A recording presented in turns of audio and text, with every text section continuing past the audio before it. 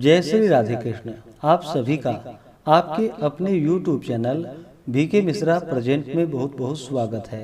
आइए आज आप सब सुनेंगे द्वादशी पारण के दिन तुलसी माता की कथा। जो भी भक्त सच्ची श्रद्धा के साथ भगवान विष्णु का पूजन करते हैं, भगवान शालिग्राम का पूजन करते हैं, माता तुलसी का पूजन करते हैं, एकादशी का व्रत करते हैं, इससे भगवान श्री हरि विष्णु अति प्रसन्न होते हैं और अपना कृपा प्रदान करते हैं। एकादशी का व्रत जो कि सभी प्रकार के पापों को नष्ट करने वाली है और व्यक्ति के जब पाप और ताप नष्ट होते हैं तो उनके पुण्यों का उदय हो पाता है और सभी प्रकार के फिर सांसारिक सुखों की प्राप्ति होती है।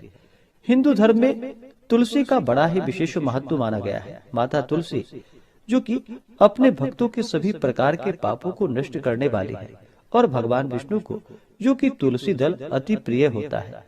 बिना तुलसी दल के भगवान विष्णु उस पूजन को स्वीकार नहीं करते हैं और जहाँ पर भी तुलसी का वृक्ष होता है वहाँ पर यम के दूत भी असमय नहीं आते जाते। इसलिए चाहिए कि माता तुलसी का पूजन करे और तुलसी वृक्ष के नीचे जो कि दीपक जलाने चाहिए। इससे माता तुलसी अपना कृपा प्रदान करती है। माता तुलसी का विवाह जो कि भगवान शालिग्राम के साथ विधि विधान के साथ कार्तिक के महीने में किया जाता है और प्रत्येक दिन भगवान विष्णु का पूजन करना चाहिए। भगवान विष्णु के पूजन के साथ साथ माता तुलसी का पूजन करते हुए कथा भी श्रवण करना चाहिए। इससे भगवान विष्णु और माता तुलसी का कृपा प्राप्त होता है। तो आइए सुनते हैं द्वादशी पारण के दिन तुलसी माता की कथा। अगर आप एकादशी व्रत द्वादशी पारणा तिथि के दिन ब्राह्मण दक्षिणा, अन्नदान, वस्त्रदान, गौदान आदि के लिए देना चाहते हो तो आप अपनी श्रद्धा और सामर्थ्य के अनुसार हमें डिस्क्रिप्शन में जाकर के वहां से गूगल पे, फोन पे या अकाउंट नंबर के माध्यम से आप अपने श्रद्धा और सामर्थ्य के अनुसार हमें ब्राह्मण दक्षिणा प्रदान कर सकते हैं।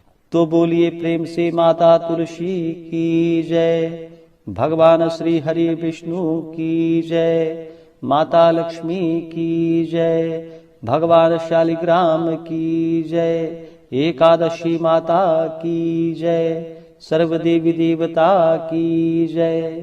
तुलसी से जुड़ी हुई एक कथा जो कि बड़ी ही प्रचलित है। श्रीमद् देवी भागवत पुराण में इनके दिव्य अवतरण की दिव्य लीला कथा भी बताई गई है।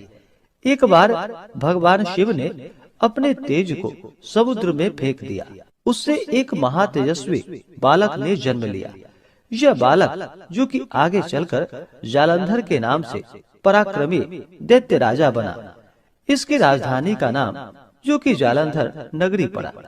दैत्यराज काल नेमी की कन्या वृंदा का विवाह जालंधर से हुआ।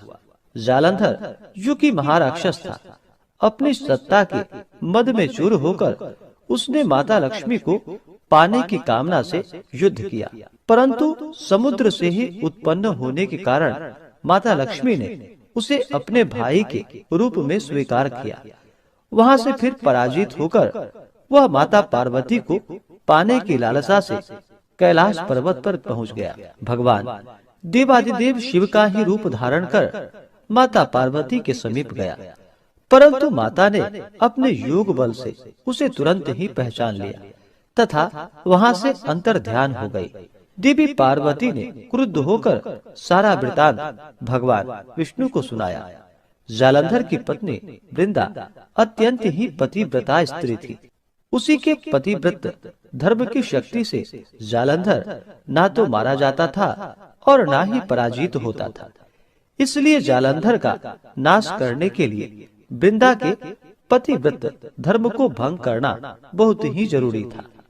इसी कारण भगवान विष्णु ऋषि का वेश धारण कर वन में पहुँचे। वहाँ वृंदा अकेली ही भ्रमण कर रही थी, वहाँ पर घूम रही थी। भगवान के साथ दो मायावी राक्षस भी थे, जिन्हें देखकर वृंदा भयभीत हो गई। ऋषि ने वृंदा के सामने पल में दोनों को भस्म कर दिया। उनकी शक्ति को देखकर वृंदा ने कैलाश पर्वत पर महादेव के साथ युद्ध कर रहे अपने पति जालंधर के बारे में पूछा। ऋषि ने अपने माया जाल से दो वानर को प्रकट किए। एक वानर के हाथ में जालंधर का सिर था तथा दूसरे के हाथ में धड़ था।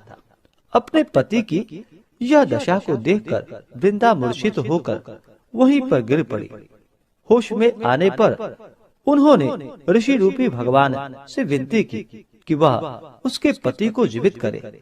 भगवान ने अपनी माया से पुनः जालंधर का सिर धड़ से जोड़ दिया, परंतु स्वयं भी वह उसी शरीर में प्रवेश कर गए। वृंदा को इस छल का जरा भी पता न चल पाया। जालंधर बने भगवान के साथ वृंदा पतिव्रता सा व्यवहार करने लगी, जिससे उसका सतीत्व भंग हो गया। ऐसा होते ही वृंदा का पति जालंधर, जो कि भगवान शिव से युद्ध कर रहा था, वह युद्ध में हार गया और मारा गया। इस सारी लीला का जब वृंदा को पता चला तो वह क्रुद्ध होकर भगवान विष्णु को, जो कि शिला होने का श्राप दे दिया तथा स्वयं भी सती हो गई। जब वृंदा भस्म हुई, वहां पर तुलसी का पौधा उगा। भगवान विष्णु ने वृंदा से कहा कि हे वृंदा, तुम अपने सतीत्व के कारण मुझे लक्ष्मी से भी अधिक प्रिय हो गई हो। अब तुम तुलसी के रूप में सदा ही मेरे साथ रहोगी। जो मनुष्य मेरे शालिग्राम रूप के साथ तुलसी का विवाह करेगा, पूजा करेगा, उसे इस लोक और परलोक में विपुल यश की प्राप्ति होगी। जिस घर में तुलसी होती है, वहाँ पर यम के दूत भी असमय नहीं आ जा सकते। गंगा व नर्मदा के जल में स्नान तथा तुलसी का पूजन बराबर माना जाता है। चाहे मनुष्य कितना भी पापी क्यों ना हो, मृत्यु के समय जिसके प्राण मंजरी रहित तुलसी और गंगा जल मुख में रखकर निकल जाते हैं, वह पापों से मुक्त होकर वैकुंठ धाम को प्राप्त होता है। जो मनुष्य तुलसी व आंवले की छाया में अपने पितरों का श्राद्ध करता है, उसके पितर भी मोक्ष को प्राप्त हो जाते हैं। इस प्रकार से जो भी भक्त सच्ची श्रद्धा के साथ भगवान विष्णु का पूजन करते हैं, भगवान विष्णु को तुलसी दल अर्पित करते हैं, भगवान शालिग्राम का पूजन करते हैं, माता तुलसी का पूजन करते हैं, भगवान शालिग्राम के साथ माता तुलसी का विवाह संपन्न करते हैं, उन्हें विपुल यश की प्राप्ति होती है तथा सभी प्रकार के पापों का नाश होता है तथा सभी प्रकार के मनोरथ सिद्ध होते हैं। तो बोलिए प्रेम से भगवान विष्णु की जय, माता लक्ष्मी की जय, तुलसी माता की जय, भगवान शालिग्राम की जय। इस बार 13 मई को अपरा एकादशी का व्रत पड़ा है। एकादशी तिथि प्रारंभ समय 12 मई 2026 दिन मंगलवार दोपहर 2:54 और एकादशी तिथि की जो समाप्ति है वह 13 मई 2026 दिन बुधवार दोपहर 1:32 पे एकादशी तिथि की समाप्ति है। व्रत का पारण हरिवासर समाप्त होने के बाद और द्वादशी तिथि में ही करनी चाहिए। द्वादशी तिथि का पहला चौथाई हिस्सा हरिवासर का होता है। तो द्वादशी तिथि प्रारंभ समय 13 मई 2026 दिन बुधवार दोपहर 1:33 और द्वादशी तिथि की जो समाप्ति है वह 14 मई 2026 दिन गुरुवार सुबह 11:22 पे द्वादशी तिथि की समाप्ति है। हरिवासर की समाप्ति 13 मई को शाम 7 बजे तक हो जाएगा।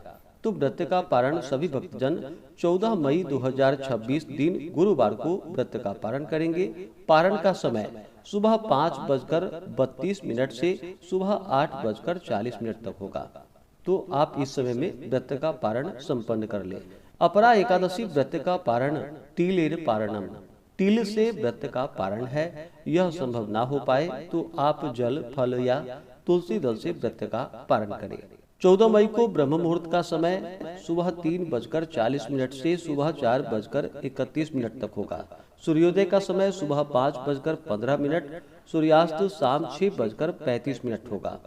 प्रातः काल पूजा का जो शुभ मुहूर्त समय है वह समय सुबह 5:32 से सुबह 7:13 तक होगा। व्रत पारण के लिए चाहिए कि द्वादशी की सुबह उठ करके स्नान आदि करके शुद्ध वस्त्र धारण कर ले, भगवान का पूजन करे, भगवान को भोग लगाए, भगवान की आरती निराजन करे और फिर भगवान से क्षमा प्रार्थना करे।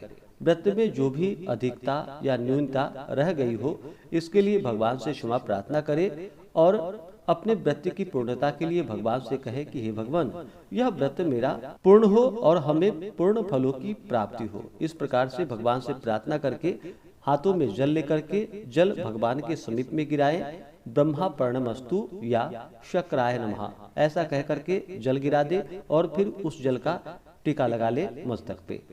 इस प्रकार से करके उसके बाद ब्राह्मणों को भोजन करवाए, ब्राह्मणों को दान और दक्षिणा दे, गरीबों को भोजन करवाए। समय ना मिल पाए तो ब्राह्मणों के निमित्त अन्न, वस्त्र, द्रव्य दक्षिणा जो भी रखना हो वह रख दे और फिर व्रत का पारण सही समय के अनुसार कर ले और बाद में उस अन्न वस्त्र को आप किसी मंदिर में या ब्राह्मण को दान में दे।